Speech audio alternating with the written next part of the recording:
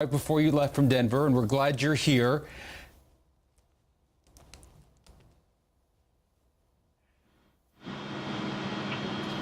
Wanted to start by asking you, tell us where you are in the space station. Maybe show us around as much as you can.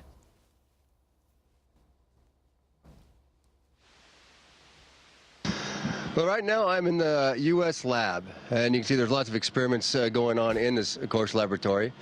Behind me, we call it Node 2, and that has our sleeping quarters around the sides, some work benches we use for working on experiments or hardware, and then behind that is a storage area where we're getting ready to pack up a SpaceX Dragon that's going to leave on Sunday. What do I see on the sides? Do I see Broncos paraphernalia floating in space?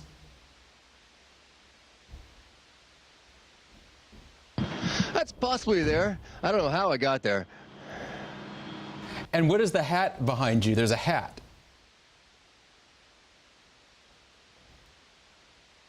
The hat is Steamboat Springs. That's, of course, where I went to high school and grew up, and so I have a hat from my hometown.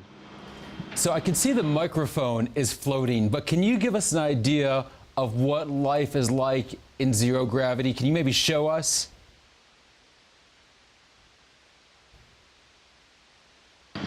Sure. I mean, the floating is a great thing, but it does make some things a little bit difficult, just like eating your food, because it wants to float off and go away. So that makes it a little more difficult. But you can also have a lot of fun with it. You can do the standard flips.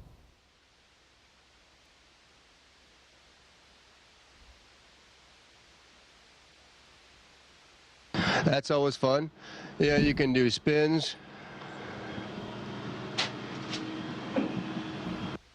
And then when you're just traveling around inside here, you can pretend like you're Superman and take off and, cruise, with your arms out, whatever you want to do, float through the sky. It's great. It's wonderful. Can you show us what it's like to just hold your hands out in front?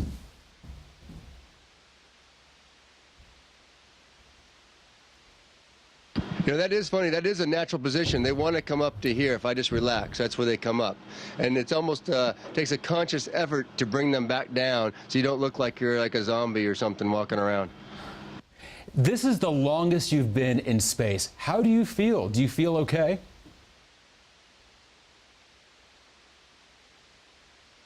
Well, I'm feeling good.